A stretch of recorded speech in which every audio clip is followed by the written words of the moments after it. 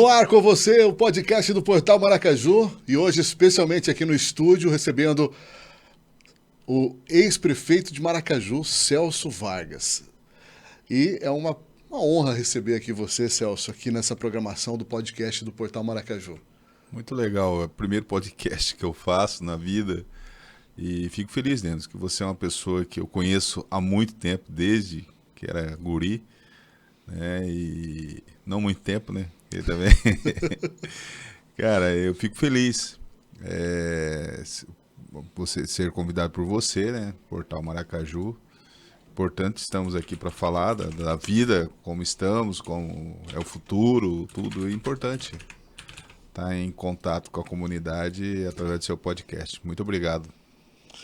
Celso, bom, você comentou algo muito interessante que é, né, que a gente se conhece há muito tempo. Então vamos lá relembrar o tempo, né, de Celso Vargas aqui em Maracaju, na Vila Juquita, Isso. né, envolvido com a comunidade ali, participando no dia a dia. Como que você lembra desse tempo, Celso, hoje, né, depois de tantos anos, né, toda essa história, essa trajetória, essa vivência, experiência que você teve em Maracaju, né, e continua tendo, né? Como que você tem essa memória, essa boa lembrança de Maracaju? Cara, Vila Juquita, Maracaju, né, cara? Eu sou uma pessoa que fui criado ali na Vila Juquita. Nasci na Vila Juquita, na verdade. Eu nasci na rua da casa da minha mãe, ali onde eu tô morando hoje, que é a minha casa, né? Que é Mário Silva ali. A minha casa, outra ali. Eu saí de lá e tô ali na casa da minha mãe mesmo, né? E eu moro ali, na rua Mário Silva. Eu nasci pra cima ali na Mário Silva, na casa que era do meu avô, na época. E era uma casa de sapé, uma casa simples, né? Chão batido.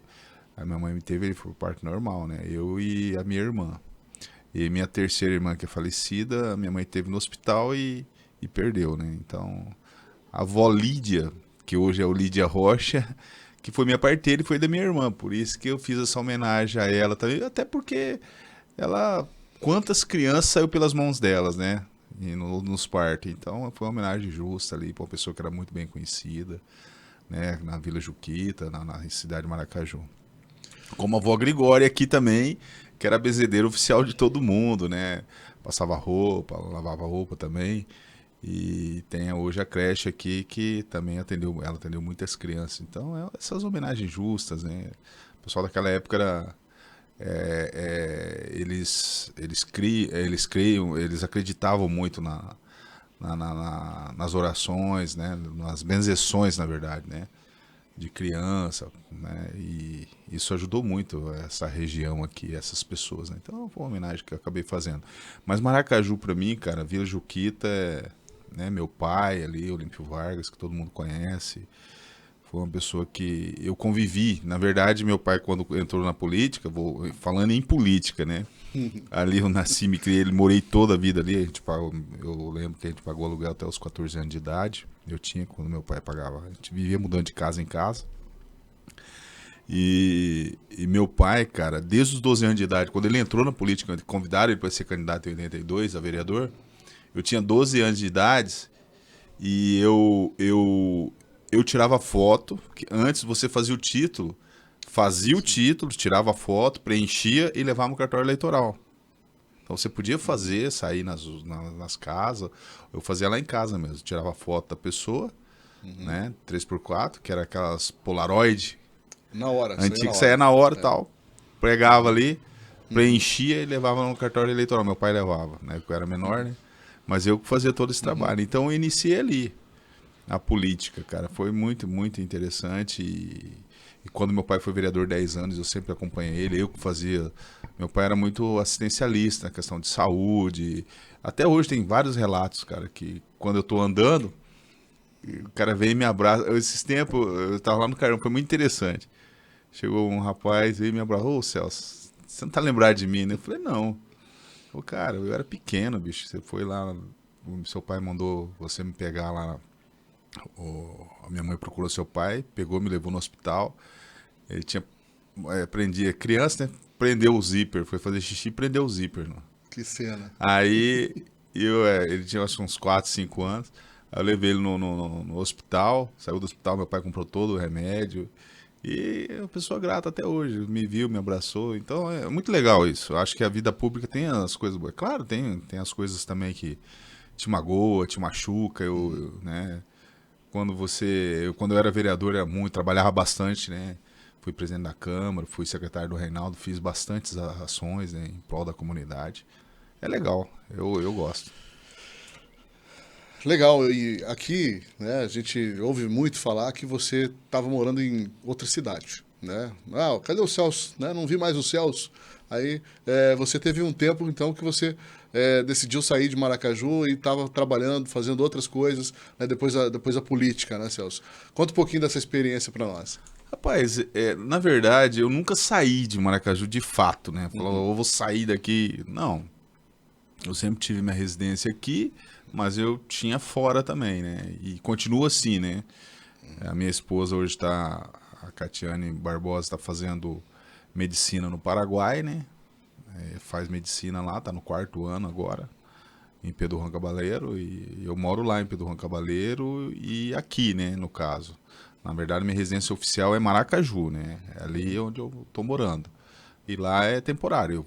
Agora eu vou ficar indo e voltando, né? Vai ser lá ela aluga casa, tudo, e a gente eu fico lá e cá. E continuo trabalhando, né, rapaz? A minha vida é uma experiência boa, né? Eu saí daqui, perdi a reeleição. Você imagina, 24 anos na política. Perder uma reeleição aí quando eu perdi a reeleição, eu saí de Maracaju. Fui para Campo Grande, abri um espaço lá, fui trabalhar. E depois continuei lá, aí saí, agora tô retornando aos pouquinhos para cá, né, para ficar de fato aqui, como eu disse para você, eu pelo menos uma vez ou 2 vezes por mês eu estou aqui, né, em Maracaju, ou até mais, mas agora vai ser mais frequente, né, essa transição para ficar efetivamente em Maracaju. Tem muito maracajuense que estuda hoje, né? Faz medicina no Paraguai, tem Isso. vários relatos, né? Então é realmente uma rotina comum, né? A gente Entre estava falando da pessoas, Flavinha, né, né? que a gente estava Sim, comentando. a nossa amiga, então ela, né, acabou levando a filha para A fazer filha, isso. medicina e acabou ficando lá também. Então é comum, né? Você ter que tomar decisões, né? Para buscar às vezes um treinamento, um curso, uma oportunidade melhor. Isso. É dispendioso, né? Você ficar indo e voltando. Mas eu não consigo ficar longe de Maracaju. Não consigo mesmo, né?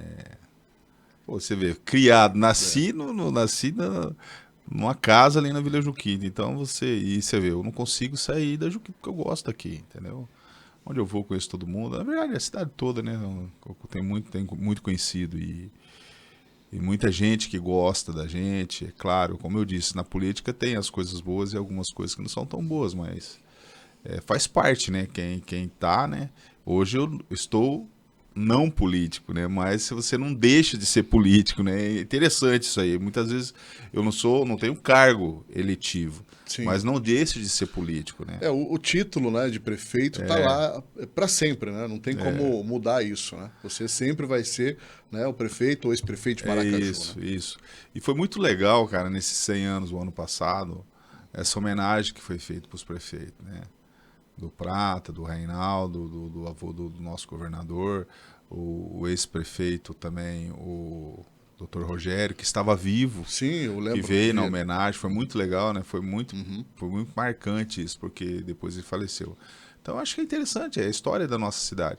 Inclusive ontem eu estava conversando com uma pessoa sobre um cemitério que tem aqui até quero ir lá visitar, quero ir lá visitar isso, aqui nas Sete Voltas, que tem desde 1890 tem pessoas enterradas lá e bem conservado, é uma história bem legal e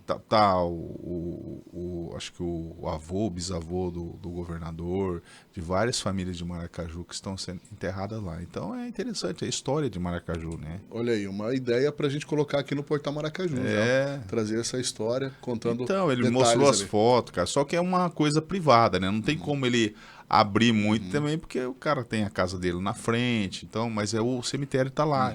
Eu quero ir lá Sim. visitar. Até que se você quiser ir junto comigo pra gente fazer umas Ótimo. fotos, é legal, é um arquivo, né, pra Sim. cidade, porque desde 1890 é a história nossa, né? Você imagina. Bem antes da fundação do município. Né? Então, é muito, muito interessante. Eu acho que a gente precisa preservar isso, né? A nossa cultura. É muito triste você ver a estação ferroviária daquele jeito ali, né?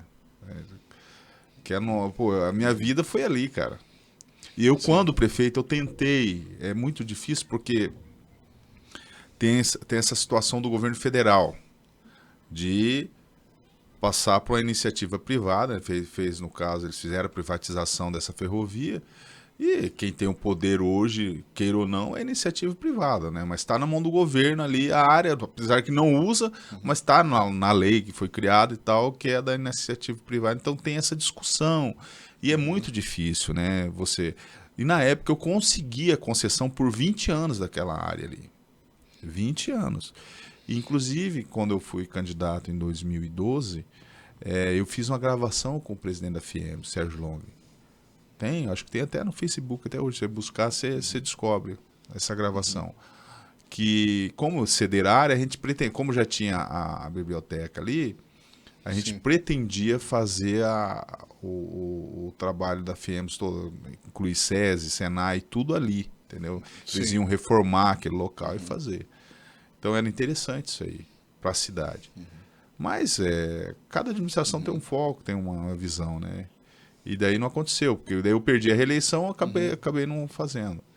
E como tem essa não é totalmente do município, né? Então, muitas vezes o prefeito fica com receio de colocar um investimento ali. Por isso que foi colocado num terreno da prefeitura, né? Então precisa, mas aí tem que ser um trabalho. Eu estive até em Brasília já falando sobre isso, entendeu? E já fui conversar sobre isso. Mas a responsabilidade estava no DENIT, né? E estão buscando está sendo buscado, porque o mesmo problema que nós vivemos, Cidrolândia vive, as Sim. cidades onde passam a ferrovia vivem com esses Sim. prédios abandonados, né? Infraestrutura toda arrebentada, e muitas vezes as Sim. pessoas querem reconstruir isso, porque é Ninguém, história, né? e ninguém imagina que uma empresa vai adquirir um patrimônio tão valioso como esse e abandonar, né? Abandonar. É isso aí que eu vejo a incoerência, às vezes, sobre esse assunto, porque é algo que é valioso e eles têm posse disso e não usam, não fazem utilidade, né? Porque, queira ou não, é uma estrutura que poderia, né, facilitar muito o trabalho de escoação de grãos, né? Até mesmo, né, um transporte turístico, né, que Isso. poderia ser revitalizado. Então, nesse sentido, né, Eles Celso? estão com essa ideia de fazer de novo a Uhum, ferrovia, né? sim. De reativar. Então, com a ideia não, já está acontecendo, né? Só que parece que essas estruturas vão ser abandonadas e vão passar por fora da cidade. E daí, com certeza, isso aí deve passar para os municípios Sim. poderem usar isso aí como quiserem, né? É. E ali ainda tem uma estrutura boa ali no meio, onde era a marcenaria. Puta, a gente tem história, né? Você lembra da Dona Icá que vendia chipa ali? Sim, Puta, uma chipa, famoso. puta, Lembranças é a de avó do Careca, né? A avó do Careca, do finado Sair, do nosso Sim. Silvanino, que esse dia faleceu, né? Que é pessoa que eu morei muito tempo ali do lado deles, tem uma história muito bonita, né? Junto. O irmão do Careca, o finado Alçair Júnior, era meu irmão, o irmão que eu não tinha, ele era uma pessoa bem próxima, né? E a dona Nicá que fazia chipa ali com o seu Severino, que é com aquela bacia em cima da cabeça. Então é uma história, né? É uma memória que você me traz que todo fim de ano, né, nós saímos para as férias escolares para passar um tempo em Ponta Porã, né? Tem uns parentes em Ponta Porã e era Legal. a diversão, né? Sair da ferroviária com a chipa. Ó, vamos comprar a chipa, né? Fazer um lanche. Realmente lembranças muito legais, porque parava o trem e começava aquela movimentação de bacia de Isso, e chipa, chipa, né? E vende. frutas, Tinha de tudo. gelinho, né? Sim. O pessoal vendia. Era muito legal. E de lá para cá, Celso, né? Você falou que teve um tempo em Campo Grande, né? Trabalhando lá e depois foi para Ponta Porã, daí com essa situação né, de escola, universidade, né? Para Isso, estudar. E nesse meio tempo você estava sempre aqui em Maracaju, sempre né? E aqui em aqui. Maracaju, né? Quais são os seus passos aí para esses dias, próximos dias aqui em Maracaju? Rapaz, a política, como eu disse pra você, ela tá no sangue, né? Vem do meu pai. Como eu disse pra você, 12 anos de idade eu tinha quando eu já fazia trabalho político. Então, é uma coisa que vive dentro de mim, né? Isso não apaga nunca, né? E é claro, mas só que todo projeto, né, de vida ou político, o de vida seu depende somente de você, né? E eu faço a minha parte, né? Eu faço a minha parte. Agora, o projeto político, ele depende das pessoas, né? Das famílias. Sim. Então, o que acontece? As pessoas têm que querer. Você não pode ser um projeto seu. Tem que ser da população. As pessoas têm que querer, têm que aceitar. Então, isso aí que mede é pesquisa, né? Vai medir é pesquisa. Hoje, andando, onde você vai, as pessoas querem, né? Que a gente retorne para a política. E isso é legal, né? Pelo trabalho que a gente fez, né? Você vê, um dos maiores bairros de Maracaju foi através de nós que criamos, foi o Lídia Rocha. A rodoviária, mais de 30 anos sem fazer, nós fizemos a rodoviária. Creche, 20 anos sem construir creche, fizemos duas escolas, né? Na Vista Alegre também, posto de saúde, recapeamento, você vê, recapei 40% da cidade, fiz o asfalto ali no Ibarra, vários asfaltos pequenos a gente fez, então tem uma história aí, né? Criamos programas porque tem muitas famílias aqui, apesar que Maracaju, todo mundo fala que é uma cidade rica, e é realmente rica, mas tem muitas famílias que passam necessidades, né? Mães solteiras, que têm 3, 4 filhos, depende de uma ajuda do Estado, do município. E, claro, ela trabalha, né? Ela tem a função dela, né? Essa pessoa trabalha, mas a renda dela não é compatível pelo que dos gastos dela, né? Sim. Então, muitas vezes o município ou o Estado tem que dar uma contribuição, ajudar, né? E, Até ela se fortalecer e criar sim. asas, né? E eu lembro que você criou muitos programas habitacionais, né? Também. Inclusive, né, recentemente a gente tem ouvido falar, né, que a gestão atual está fazendo uma entrega de títulos, né? E, né, eu sei que você entregou muitas propriedades e agora, por exemplo, depois de um tempo, né, está sendo feita a entrega de títulos dessas áreas que você determinou como programa habitacional. Isso. Né? Então você podia comentar um pouquinho desse tempo aí, que muitas famílias hoje, né, foram beneficiadas e mudaram realmente, né, de vida. Por quê? Porque eu lembro que naquela época não havia tantos loteamentos como há hoje, né? Aos poucos a cidade, claro, foi abrindo seus loteamentos, mas a demanda era muito maior, né, Celso? Hoje os loteamentos são particulares, né? As pessoas... E não tinha como. Na época eu tinha uma demanda em torno de 4.000 famílias precisando de terrenos, e eu atendi com 1.150. Então, a meta, se eu fosse reeleito, era de 2 a 3.000 famílias a gente atender. Era o trabalho que eu queria fazer. Era a minha ideia, né? E correr atrás para acontecer isso. Como eu fiz, né, no primeiro mandato. Eu entrei e consegui fazer. Para os empresários também, né? Você vê, são 100 terrenos doados para empresários que eu consegui doar. Sim. O polo de serviço e o polo industrial, que atendeu muito bem os empresários. Só que tivemos um problema de o Ministério Público ver como foi um ato irregular. Não foi um ato irregular, porque se você pega Campo Grande, analisa friamente Campo Grande, que é a capital do estado.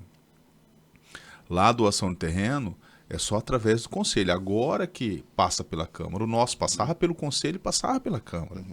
Entendeu? Para atender a necessidade dos empresários. Sim. Porque tinha muita reclamação, que tem muito empresário ali de serviço na área central, Sim. que acaba colocando maquinário ou na rua, o pessoal... E eles também tinham a necessidade de ter um espaço maior.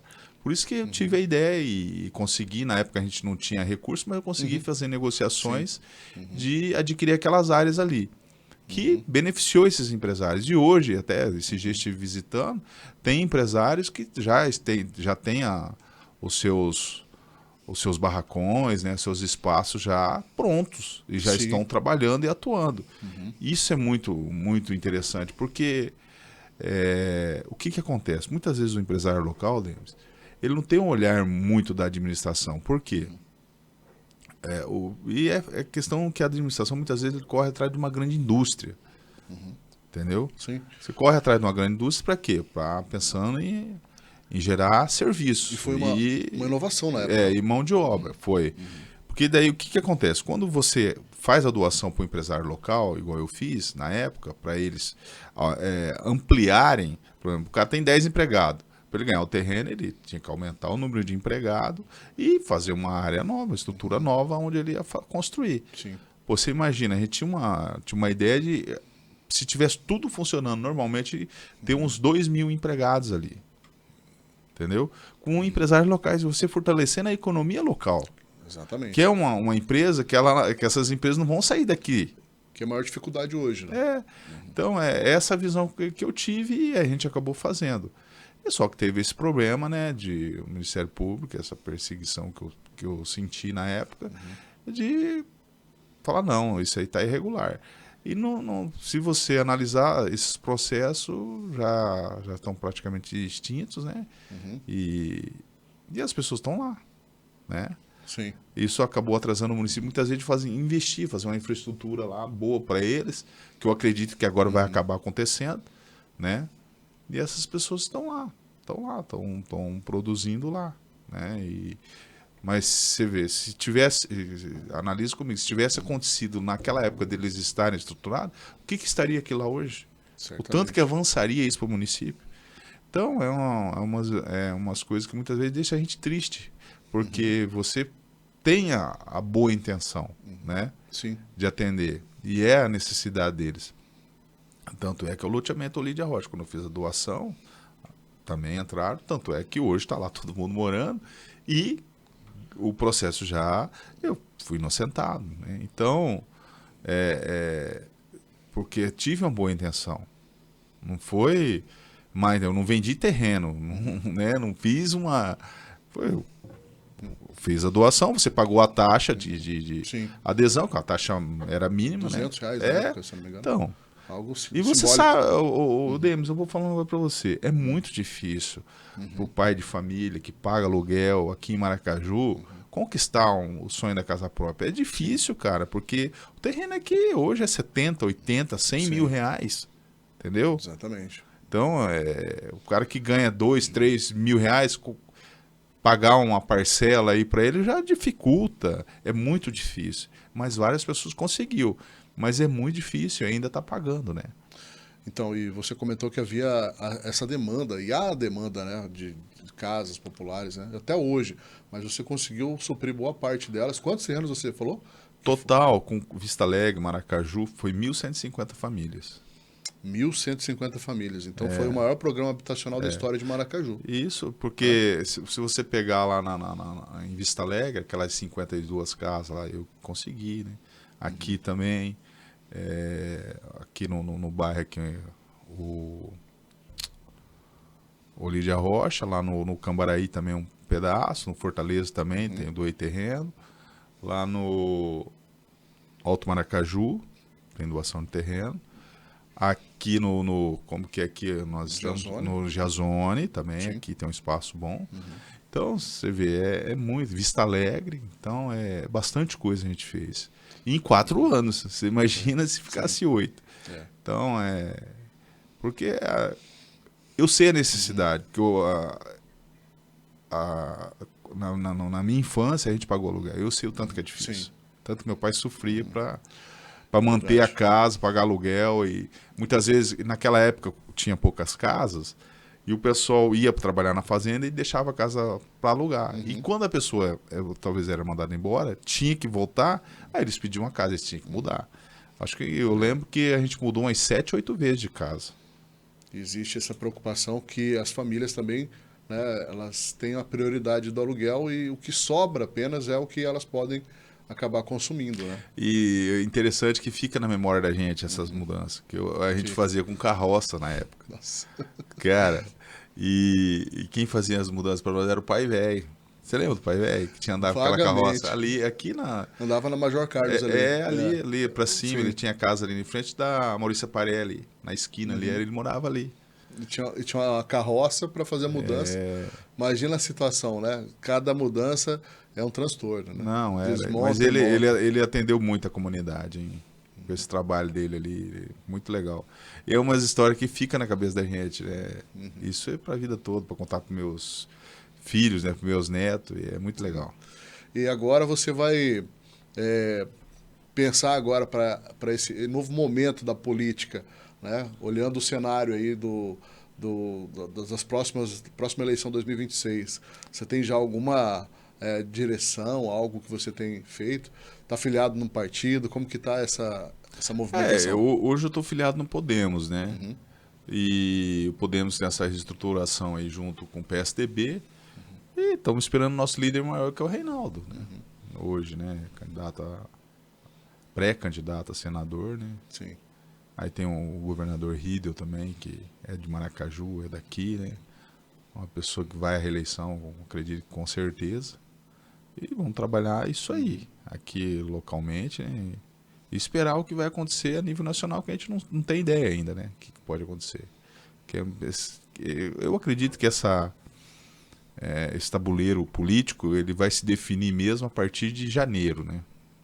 Quando entrar janeiro, fevereiro ali, aí já o tabuleiro mais ou menos está formado. Vai mudar algumas pecinhas, mas é pouca. Uhum. Então tem que aguardar. Tem que aguardar e a gente analisar e trabalhar. Né? Eu tenho um pré-candidato a deputado estadual que eu vou ajudar, que é o Hélio Pelufo, que é ali de Ponta Porã, né? Uma pessoa bem conhecida aqui, já foi secretário aqui. Um abraço pro Hélio. É uma pessoa... conhecido da família aí. É uma pessoa... É o irmão de criação do meu pai. Sério? O Hélio Pelufo. Que legal! Ele foi um dos irmãos de criação ali. Com meu pai, ele foi, de certa forma, adotado, né? Vindo do Paraguai, ele foi adotado pelo Hélio Pelufo, pai. Que legal, cara. Então, na época, o Hélio foi quem ingressou meu pai no rádio. Putz, Né?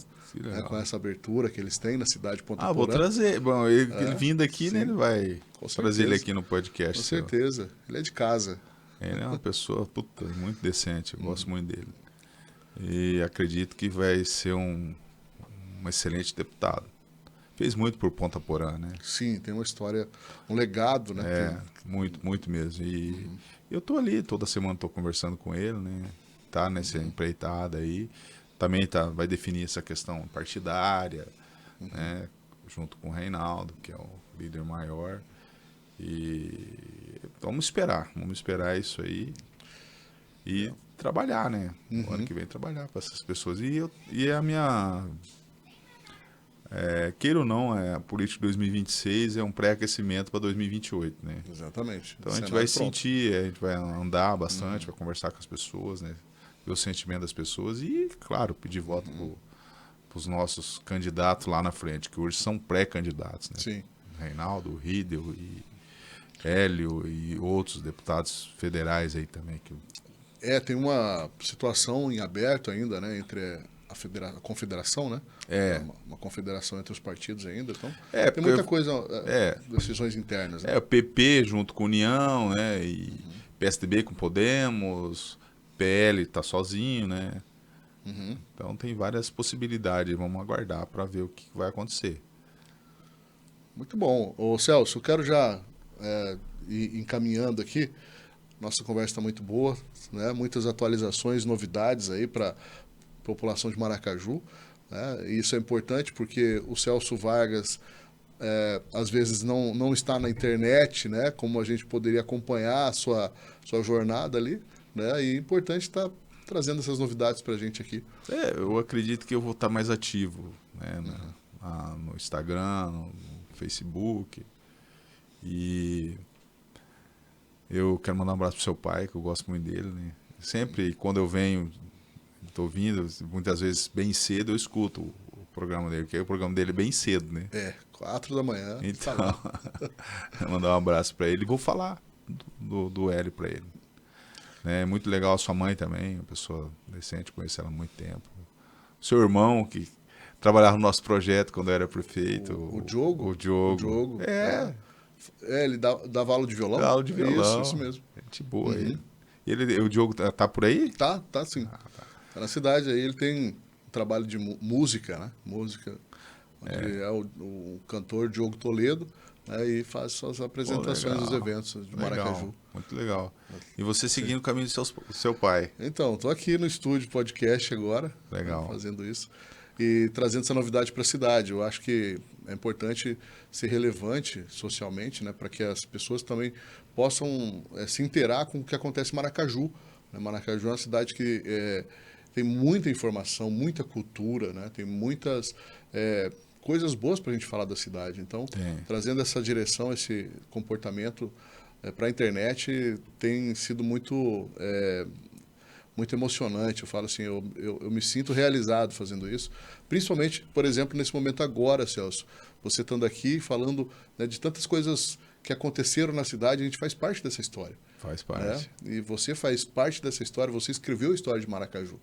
Né? Então, esse momento que eu vejo como o meu posicionamento, meu trabalho aqui é relevante, né? Dando essa abertura. Né? Dando voz, né? Você está dando voz, na verdade, então, para as pessoas conhecer Maracaju, a história da cidade. Né? Eu gosto muito de... E eu tenho um tio meu, rapaz, que eu falo com ele todo dia, quase. Ele gosta de contar as histórias antigas de Maracaju, ele conhece, entendeu? Tem conhecimento. E a gente, igual essa questão do cemitério que eu encontrei o rapaz, nós temos que ir lá. Vamos lá. Vamos lá, porque é história, né? Sim. Eu gosto disso aí, porque, queira ou não, a gente tem que deixar vivo isso para os nossos filhos, para os netos, né? Porque é importante. Eu parabenizo o prefeito por ter feito o ano passado o desfile, apresentando os ex-prefeitos. Foi muito legal. Foi muito legal. Eu desfilei, eu fiz questão de desfilar junto com, na época, a secretária de Educação, Carol, a gente foi junto. Foi muito legal, cara. Foi muito receptivo a população. Foi bastante interessante. Porque é história. E você vê, ele fez essa homenagem para o Dr. Rogério, que foi prefeito, e ele faleceu logo em seguida. Então, bem isso. Muitos se foram. E é bom você fazer essas homenagens quando a pessoa está viva, né? Sim. É isso que é interessante, é muito bom isso. E os jovens também conhecer a história da cidade, né? Saber quem foram importantes para o desenvolvimento de Maracaju, né? O que fizeram pela nossa terra. Que Maracaju hoje é a quinta economia, o maior produtor de soja do estado, acho que 11º do Brasil, talvez já mudou o cenário, né? Quinto maior milho safrinha do Brasil. Então é muito forte isso. Agora, isso também tem que refletir um pouco na cidade, né? Na história, no acontecimento do dia a dia das pessoas também. Sim, logo eu quero desenvolver um programa tipo museu, um museu digital, né? Com as pessoas e contando essa história numa tela ali dentro das repartições públicas, colocar alguma coisa mais prática no dia a dia ali para trazer a memória das pessoas, né? Tanto a evolução que Maracaju vive, né? Passou transformações importantes, né? E posicionar principalmente o morador, o habitante, né? O maracajuense, né? Que vai se orgulhando disso, né? Porque mora numa cidade que tem uma história viva, uma história crescente, né? Isso é importante. Eu, quando fui presidente da Câmara, eu fiz a reforma do plenário. Você lembra lá? Mudou totalmente o plenário, né? E depois que eu fiz o plenário da Câmara, reformei ele, eu fiz questão de criar o projeto Nossa Câmara, que era levar os jovens do 1º ao 3º ano das escolas municipais, estaduais, né? Estaduais. Levar para dentro da Câmara e mostrar para eles como funciona o poder legislativo, como funciona o poder executivo e o judiciário, né? E depois a gente fazia um debate com os alunos. Era muito interessante. Excelente. Rapaz, e todas as ações que a gente fazia, no final tinha um filme institucional tal para as crianças assistir. Eles largaram mão do filme, eles queriam fazer o debate com os vereadores, porque sempre tinha vereador lá. E na época, quando eu era presidente, eu sempre largava o vereador que fazia toda semana, era um vereador que presidia a sessão junto com eles. E eles debatendo, fazendo tudo que é tipo de pergunta para os vereadores. Podia fazer, desde que seja relativo ao acontecimento da cidade, né? Sim. E como funcionava, por que não asfaltou isso, por que não fez isso, quem que tinha que ter feito, é dever de quem, é do executivo, é do legislativo, como que é. Então, é muito interessante isso. Isso ajudou muito. Com certeza. Os jovens abriram um pouco a mente para a política, né? Hoje eu vejo a importância, por exemplo, de presidente de bairro, né? O quanto é importante e relevante isso. né? Porque aos poucos as pessoas vão tendo referências e pessoas, por exemplo, que hoje são vereadoras foram presidente de bairro. Isso. Né? O Nego do Povo é um. Por exemplo. Né? Então isso aí estimula as pessoas a se envolver com a política, né? E ajudar a cidade a crescer. Rapaz, eu lembro que o Nego do Povo, ele falou, eu quero fazer calçado no meu bairro inteiro. E eu era prefeito e ele era o presidente do bairro lá. Ele, rapaz, Nego, eu vou te ajudar. E ele, rapaz do céu, me cobrava, ia lá, mas fez, cara. Fez todo aquele trabalho. E ele fala assim, você colocou na política. Porque eu ajudei bastante ele, entendeu? Naquela região ali, porque eu vi que ele é um cara que realmente queria fazer as coisas acontecer. Como presidente de bairro. E eu sabia que ele, sendo vereador, ia fazer um trabalho para a cidade. E então, acabou acontecendo, né? E eu morei lá também, né? Naquela região, né? do Floripes ali, do Jardim Leonardo, aquela região toda ali. Seu pai, né? Tá lá, né? Tá lá, né? Então, a gente tem acompanhado, visto, né? Você lembra disso aí? Lembro. Que ele fazia aquelas reuniões grandes com o pessoal. Lembro. E falava, eu vou calçar nosso bairro. E calçou. Determinação. Né? O cara tem vontade, vai para cima e acontece. Isso. E na vida pública é isso. Tanto, né, como presidente de associação, você não pode sempre ver dificuldade. Você tem que buscar correr atrás. Tem a dificuldade, existe, com certeza. Né? Mas você tá ali. Você tem que buscar alternativa. Né? Na vida pública é isso. E, queira ou não, é um cargo que acaba sendo público também, né? Então você tem que, se você foi eleito para ser presidente do bairro, você tem que correr atrás, fazer acontecer. Sim. E cobrar as autoridades que têm que fazer o trabalho. Então, é muito importante isso. E eu sempre dei voz. Quando era presidente da Câmara, quando fui prefeito, eu sempre dei voz para essas pessoas, porque tem que fazer acontecer. É importante e isso ajuda o prefeito. Entendeu? Porque você tem que estar de... Eu quando era prefeito, eu sempre chegava na prefeitura 6 horas. Eu saía um pouco antes, mas eu saía e andava a cidade toda para ver como estava e depois ia para a prefeitura. Porque já que você está ali, né, tá recebendo para aquilo ali, e quando era presidente da Câmara também, você tem que fazer as coisas acontecer. Não adianta. Você erra muitas vezes, erra. É do ser humano, né, não tem como. Igual quando foi a doação de terreno. Você atendia, pegamos a assistência social, né? Elaborou, fez o levantamento e sabia da necessidade que tinha. E quem se enquadrou nos requisitos, né? Claro, não conseguia atender todo mundo, porque a demanda era muito alta. Mas ficou uma fila ali que a gente pretendia acabar com essa fila, né? Ou pelo menos diminuir mais ela. E, inclusive, na época, o técnico questionou, mas como que você... Porque tem pessoas que, na época, a gente criou até o programa que atendia também. Uma pessoa queria morar sozinho. É um direito. É um direito. Sim. Entendeu? Ah, não, mas o cara tem 20 anos, 23 anos, não pode. Não pode.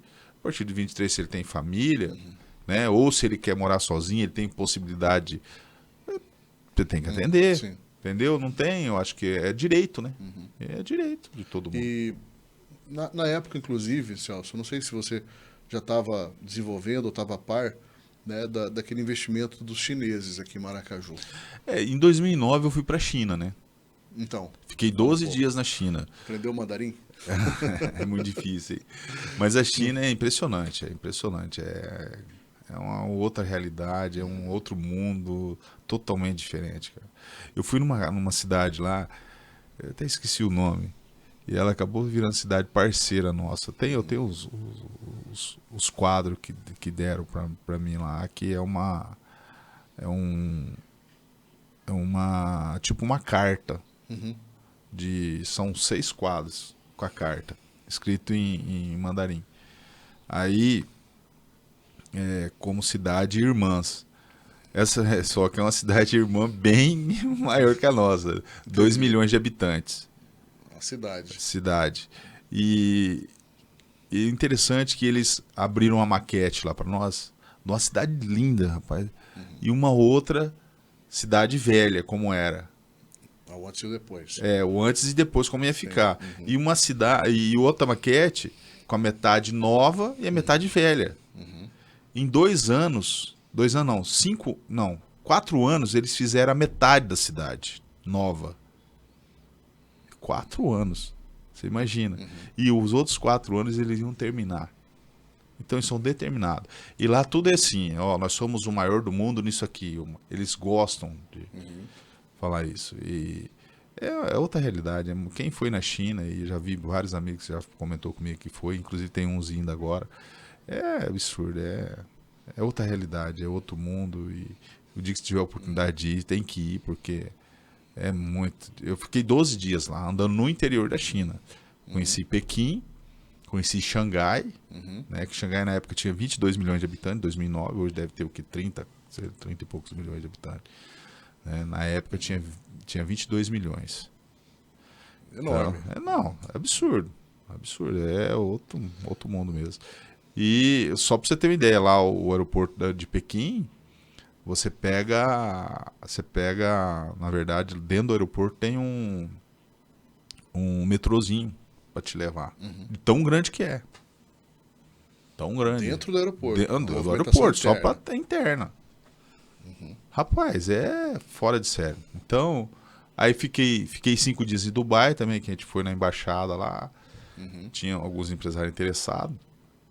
Mas essa empresa chinesa aí, na época, foi em 2009, nós fomos lá em Xangai, eles tinham interesse, né, apresentou, e daí como eu saí, porque leva tempo, né, Sim. até conhecer e tal, aí o Estado que tomou peito nisso aí e acabou trazendo para cá, na época em 2013, 2014 eles vieram para cá, né, eu acho que foi. E você apreciou muito a culinária da China? Rapaz, como que é a culinária lá? É diferente. É muito diferente. O que eu gostei na China, o que eu gostei mesmo lá, que eu posso falar, não, essa comida eu gostei. É o pato de Pequim. O pato. Pato. Porque as outras são muito apimentadas e muita folha, né? Tem cartilagem de peixe, cartilagem de frango, Exótico. que eles gostam, né? Aí tem um passarinho assim assado que veio no prato nosso, por isso eu não comi. Tinha carne de burro também, mas é carne deles lá mesmo, né? Então, e aí McDonald's ganhou muito dinheiro com nós, que não é fácil. Mas hoje lá, por exemplo, né, lá em Xangai, você vai em Xangai e tem restaurante brasileiro, vários restaurantes brasileiros. Tanto é que quando a gente foi pro interior da China, aí complicou. Aí você tinha que comer bolacha, porque é difícil você comer, né? Ou de manhã que você come ovo e tal, beleza. Mas almoço é difícil. É difícil porque no terceiro dia, até o terceiro dia você vai bem. Depois do terceiro dia, porque lá os eventos para nós, como eram autoridades, governador, prefeito, presidente da Assembleia, empresários, eles faziam fechada, né? No salão, carpetado, tudo. Aí no começo, até o terceiro dia, você vai bem. Você vai comendo uma coisa aqui, outra ali, você vai administrando bem. Mas depois você não aguenta sentir o cheiro, cara, porque é a comida deles, é a cultura deles, é a comida saudável também, né? É boa, assim, é gostosa, mas como você está habituado com outra culinária... Arroz e feijão? Aí você... Bom, é complicado. Mas depois, nós fomos para Xangai, aí se acabou no restaurante lá, brasileiro lá. Mas é interessante, é muito legal. São as experiências. Agora o pato de Pequim é diferenciado. Nossa, é muito bom. Recomenda, então. Esse eu recomendo. Recomenda um prato exótico, pato. É ele inteiro, né? Eles fritam ele inteiro, aí vão tirando lasca dele e você comendo. Com um pastelzinho, assim, uma massa. Muito legal. Muito bom mesmo. Celso, eu sei que Maracaju viveu também essa expectativa, né, dessa indústria aí da China, e a gente passou esse tempo aí. E realmente, quando você saiu, parece que perdeu um pouco a negociação, né? Não. Foi Aí isso? continuou.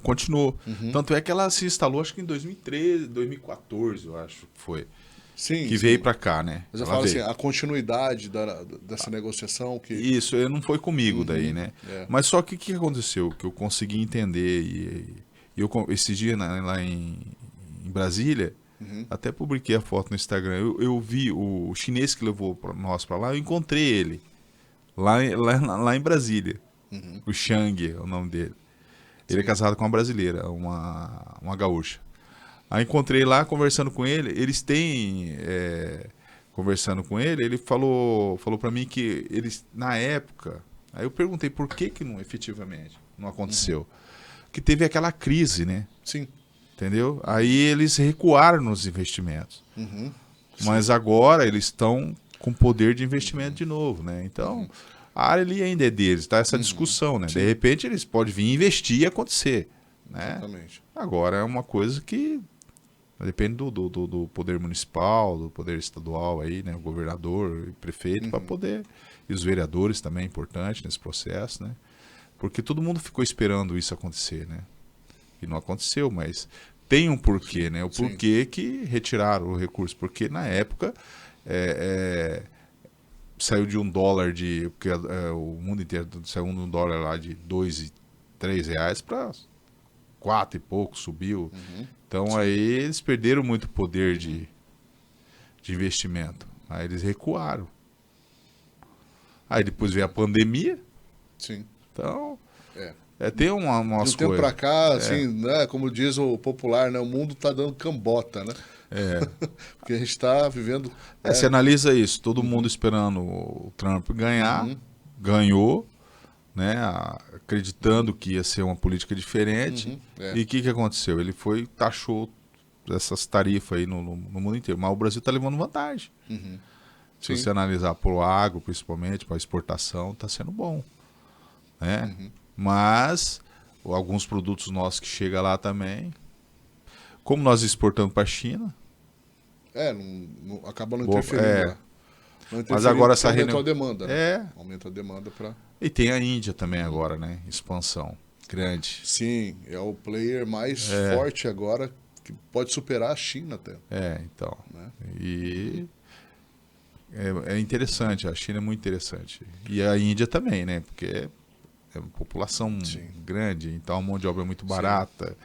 E isso ajuda muito. Eu entrevistei aqui um missionário de Maracaju que foi para a Índia. Ele conta que uma particularidade da nossa conversa, você falando de comida, né? Eu lembrei agora que ele conta que na Índia você come com a mão direita. Isso. Né? E com a mão esquerda é a mão impura. Né? Eles não têm utensílios domésticos, utensílios de cozinha, então eles comem com a mão, né? Não tem garfo, não tem talher, não tem nada.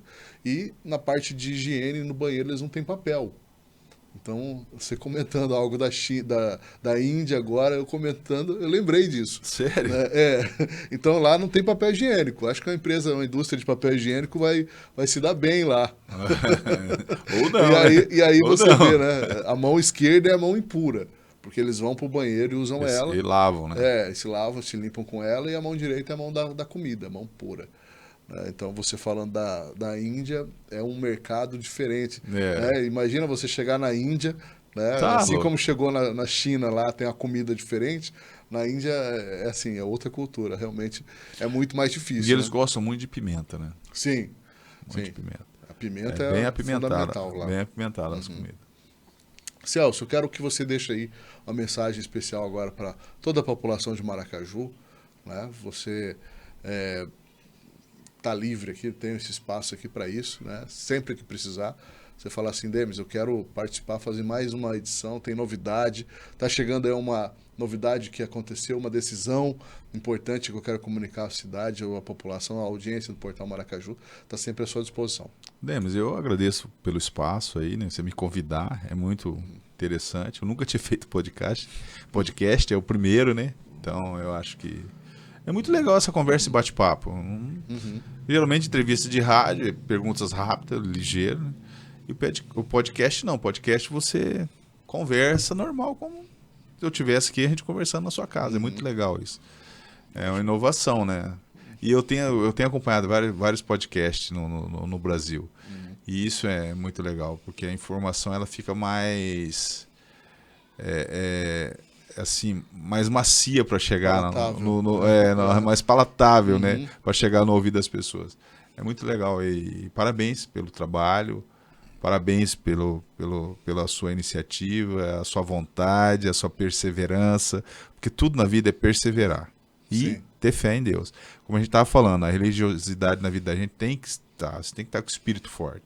Sim. E eu, ultimamente, eu acho que de 4 anos para cá, mudei minha vida nessa questão da religiosidade. Eu participo mais, eu sempre ia em igreja, assim, a cada 2 meses, né? Uhum. Agora não, todo domingo a gente tem a presença na igreja, vai, faz as orações, porque é importante, né? Sim. Tem que frequentar, porque o mundo que a gente vive hoje, nosso espírito tem que estar muito forte. E eu agradeço mesmo estar aqui junto com você, que a gente conversou de tudo, né? De tudo um Da pouco. infância, da política, é legal. Sim. Sim. Parabéns aí pelo espaço, parabéns pelo trabalho que você vem realizando, levar informação para a população de Maracaju e do mundo, né? Porque isso aqui vai para o mundo. Vai. Tá no ar. Obrigado, então, a você, Celso, você e sua família toda, né, desejando da minha parte aí, da minha família também, do meu pai, da minha mãe, né, que você também, né, esteja aí É muito sempre, legal. né, nesse sucesso todo. Seu pai é Maracaju, né? Ele veio para cá, né? Mas é Maracaju. Agradecer a população também que está nos ouvindo, né? Vão estar. Depois você faz edita, né? Ah, já vai pro ar já, daqui a pouquinho. Não, eu quero agradecer a população, né? Para quem não me conhece, né? Tem muitas pessoas novas em Maracaju, Sim. né? Você conheceu o ex-prefeito Celso Vargas? Muitas pessoas, você que é o ex-prefeito, pô, todo mundo fala de você e tal. Então é legal para os jovens, para as pessoas novas que estão aqui, que saber como que foi a vida da gente, o que a gente fez, qual era a intenção da gente. E, como eu disse, política está no sangue, ela não sai. Então, está sempre fervendo por dentro. Isso E é no bom. momento certo a gente vai estar tomando decisões aí. E aí você vai estar sabendo. Muito obrigado. Eu vejo como é importante, né, essa acessibilidade que você deu, né, para esse momento acontecer. Né? Então, sempre que eu preciso falar com o Celso Vargas, eu mando mensagem no WhatsApp, ele responde. Então, isso aí que eu vejo como é importante isso, né? Não é uma pessoa distante, né? Que, eu não vou, né, falar com ninguém, ou vou ter minha vida, não quero mais saber. Então, quando você dá essa abertura, né, a gente se sente à vontade em convidar, né, para participar desse trabalho, desse podcast, das informações. E você sempre fala tudo muito abertamente, né? Questão política, vai sair candidato, não vai sair, tá esperando, logo, logo tem novidade, e você vai trazer essa novidade pra gente. Isso aí que é a parte mais interessante que eu vejo, né, do Celso Vargas hoje, né, falando diretamente com você, essa facilidade, essa abertura, né, uma conversa fácil, né, alguém que está ali, né, conversando, explicando, né, decidido a fazer as coisas cada vez mais dar certo, né? Veja assim. Isso, não. Eu sempre fui uma pessoa muito acessível. Eu acho que o político ele tem que ser acessível. Até porque você é eleito para isso, né? Mas eu saí da política, mas continuo acessível, porque eu tenho muito contato, né? Muito contato, tanto Brasil quanto Mato Grosso do Sul, muito. As pessoas sempre me procuram, né? Algum atendimento. Eu conheço muitas pessoas na área de medicina em Campo Grande, né? Então, muitas vezes as pessoas procuram a gente. E como a gente conhece, quer uma informação, quem que você indica, quem que é o médico bom para a gente procurar lá em Campo Grande? Então, em Maracaju, né, nós temos o Dr. Maurílio aí, que é um médico excelente, né? Sim. Tem o Dr. Jairo, que eu conheço, o Dr. Flávio, né? Sim. Vários outros médicos aí que estão atendendo aqui na cidade, que as pessoas gostam. E sabem que são competentes, não é porque Sim. a pessoa gosta, eles são competentes, sabem o que fazem. Então, eu acho que é isso, a pessoa tem que ser acessível. Em qualquer área, entendeu? Você também, eu acho que para você ter sucesso na vida, você tem que ser acessível. Ser o que você é. Não adianta, porque o Celso é prefeito, não atende. Eu atendia. O pessoal ia lá em casa, eu sempre atendi. Na prefeitura eu atendia. Porque eu acho que isso é da política. Já que você entrou para a política, você tem que ser acessível. Porque as pessoas votam acreditando num projeto. E esse projeto, muitas vezes, as pessoas querem ter essa acessibilidade, conversar, levar uma informação, né? Ah, não, a pessoa vem pedir. Não é isso. A pessoa vai lá, tem uma demanda, muitas vezes, aí você vai explicar para ela se pode ou não pode atender. Ou muitas vezes ela quer simplesmente te levar uma informação. Sim. Pô, você podia ver lá, tava com um problema lá nessa área. Eu, quando era prefeito, nós criamos o prefeito no seu bairro, você lembra? A Lembro. gente fazia. E depois a gente fazia atendimento lá. Rapaz, muitas pessoas iam lá para falar para mim, ó, você podia mudar isso aqui no nosso bairro, isso é interessante. Pode pesquisar, várias pessoas querem isso. Então, eu acho que isso ajuda. E os vereadores fazem esse trabalho muito bem, né? Eu acho que a presidência da Câmara, hoje, junto com o Renner, que é meu amigo, eu gosto dele, ele tem um acesso, ele é bastante acessível também. Então, muito acessível. É presente, isso é importante. Eu acho que a Câmara ajuda muito nesse trabalho, mas o prefeito também, pelo menos quando eu ligo para ele, me atende, é uma pessoa acessível. Mas o político tem que ser assim, entendeu? Né, eu vejo o ex-prefeito Maurílio também é muito acessível, eu converso muito com ele. A gente foi adversário politicamente, né? Sim. Mas a gente não deixa de conversar. E hoje a gente tem conversado muito, né? E é legal isso. E sempre que eu ligo para ele, tem uma pessoa que precisa ele sempre, Celso, olha, ele atende mesmo. Então acho que essa acessibilidade do político é importante. Ou ex-político.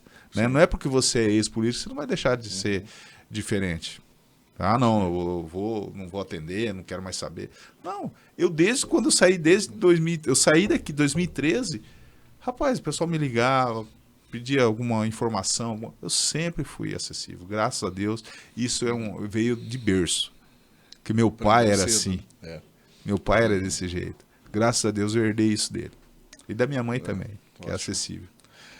Obrigado, Celso, mais uma vez aí. E você que está na audiência, né, fortaleça esse trabalho, né, na rede social aí no YouTube, Facebook, Instagram e também pelo site portalmaracaju.com.br, as informações chegando para você sempre com muitas novidades. Até a nossa próxima edição. Deus abençoe a você. Até mais.